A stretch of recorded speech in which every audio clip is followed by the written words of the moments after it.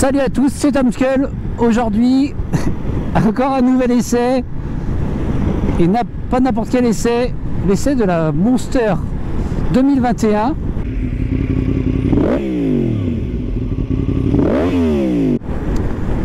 Donc je suis super content parce que celui-là je l'attendais depuis un petit moment. C'est une moto que j'ai été voir en présentation chez Ducati là, en début d'année. Et c'est vrai que elle m'avait fait de l'œil. Donc aujourd'hui on va faire un petit tour ensemble. Je vous emmène avec moi et on va essayer de la découvrir. Allez, bonne vidéo. Donc cette Ducati en quelques chiffres, c'est 100 chevaux, 188 kg et on est à 95 Nm de couple. Pour la première partie que j'ai pas filmé, j'ai plutôt apprécié. Là on va la tester en un peu plus dynamique, voir ce que ça donne. En sachant que pour moi c'est une première de conduire une Ducati et le ressenti est plutôt bon.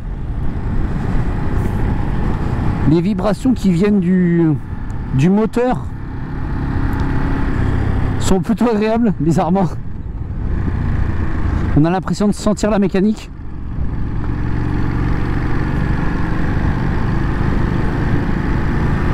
Allez.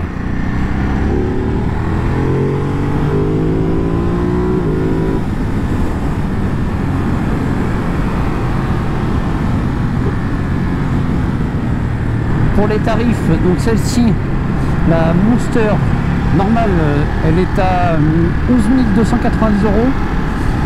Et pour le modèle plus, donc qui comprend le capot de selle et le saut de vent, elle est à 11 790, si je dis pas de bêtises.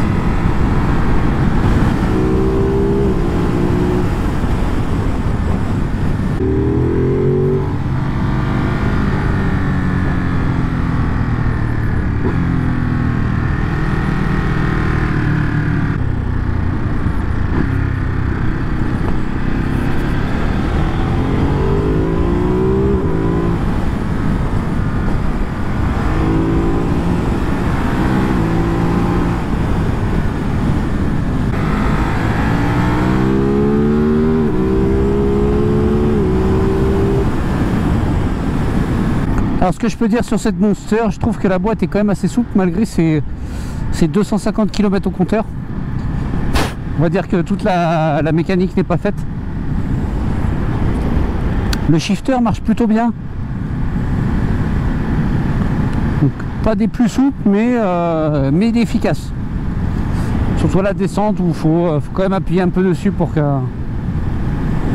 s'enclenche. La position est plutôt bonne, moi je trouve. On est légèrement sur l'avant. Les commodos, il y a tout ce qu'il faut.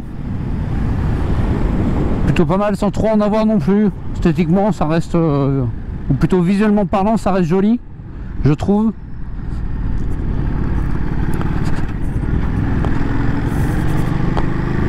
On peut pas trop faire trop de sous-régime avec le moteur parce que du coup il cogne un peu plus. Bon, pour ce qui est des rétros, bon, on voit la moitié de notre coude, hein. J'ai essayé de les régler mais j'ai eu un peu de mal, donc à voir à l'arrêt comment faut faire.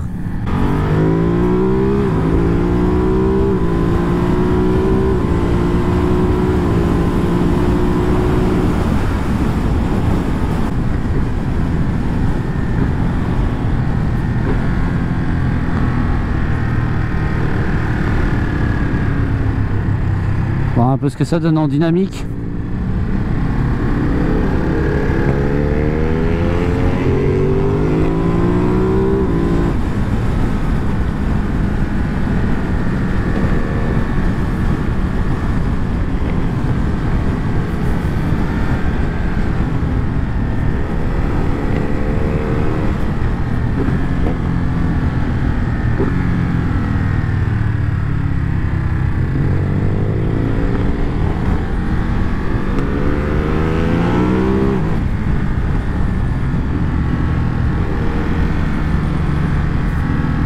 Bon, ça a l'air plutôt pas mal, hein. Le petit 937 a l'air d'être à l'aise.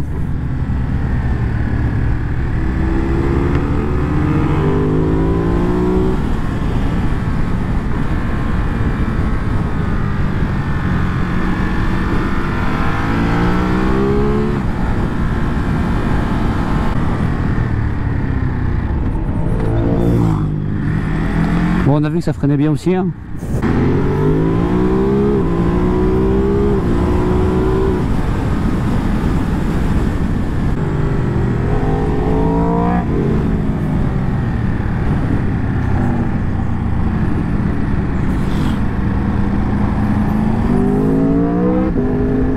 Ok.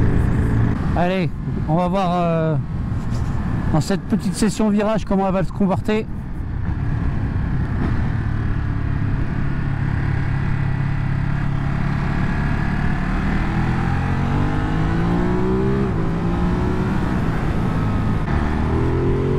Pourtant c'est celle sur le papier, on pourrait croire l'inverse, hein, avec sa fourche non réglable à l'avant et un amortisseur arrière juste réglable, mais rien de bien violent quoi, comparé à la MT-09 SP que j'ai pu essayer. Bon, je vois pas vraiment la différence.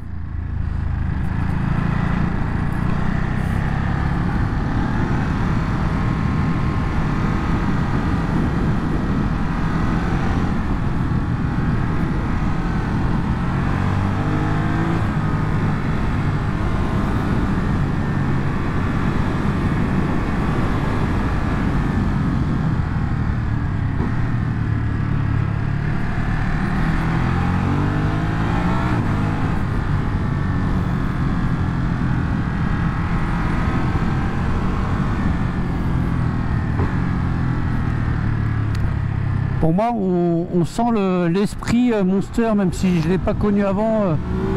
Mais j'ai toujours entendu parler des Monster avec un châssis sportif.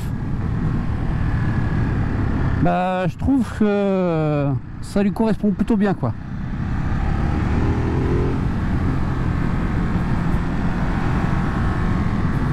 Bon, par contre, c'est vrai qu'on sent un peu la chaleur du moteur. Et dès qu'on prend un peu de vitesse, tout revient sur les cuisses. Donc cet été, à mon avis, va faire chaud les merguez. Moi perso, j'ai apprécié cet essai. Je suis assez bluffé sur la maniabilité de cette moto. Le caractère est présent.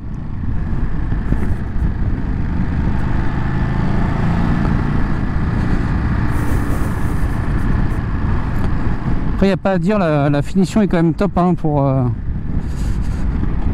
pour cette moto, avec les clignotants défilants. Le TFT est plutôt joli aussi. Il n'y a que 3 modes de cartographie. Avec cet échappement qui pétarade d'origine. L'embrayage est très souple, la boîte est très souple. C'est vraiment agréable. Ça le freine bien. Il n'y a pas de souci à se faire là-dessus avec le Brembo. On est tranquille. La fourche pense pas trop. Ils ont dû mettre un réglage plutôt dur, je pense.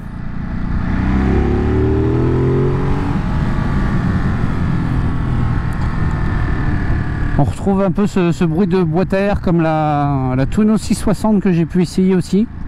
Bon, c'est vrai qu'aujourd'hui c'est une journée où il y a quand même pas mal de vent. Donc j'espère que la vidéo sera bonne. Là, la moto est bien, elle va vraiment là où on veut aller. Il n'y a pas de souci.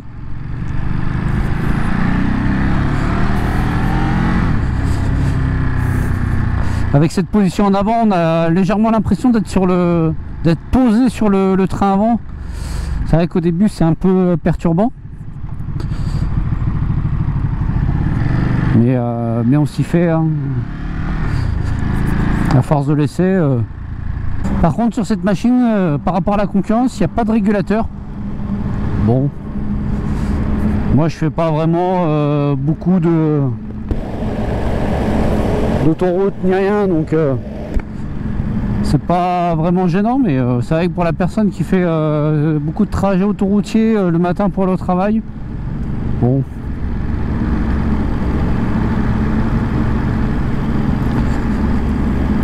On a vu l'écran qui a changé de couleur, ça c'est pas mal. La nuit ça évitera d'être ébloui. Ce qui est marrant avec cette moto, c'est que là en 6ème à 70, on la sent vivre. On sent la mécanique vibrer. Et je trouve que ça lui fait du charme, quoi. C'est là qu'on est content quand même d'être en moto.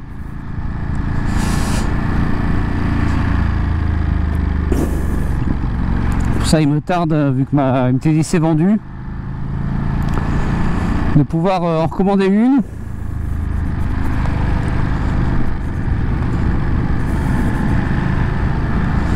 Mais laquelle?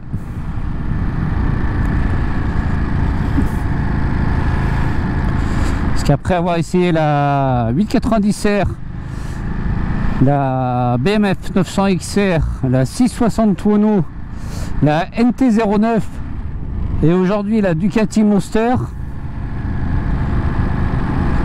bah, il y a un moment donné, il va falloir choisir.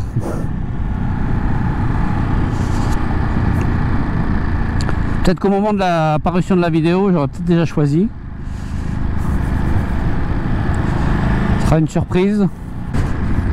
Ça va être la fin de l'essai. Si vous avez aimé la vidéo, n'hésitez pas à mettre un petit pouce bleu, un commentaire. Ça me fera toujours plaisir. Savoir ce que vous pensez de ma prestation, mais surtout de la moto. Team Ducati ou pas. N'hésitez pas à partager aussi la vidéo. Et je vous dis à bientôt pour de nouvelles aventures, de nouveaux essais. Allez, ciao, bye bye.